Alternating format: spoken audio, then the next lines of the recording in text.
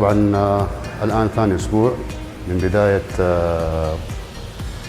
العودة بعد جائحة كورونا.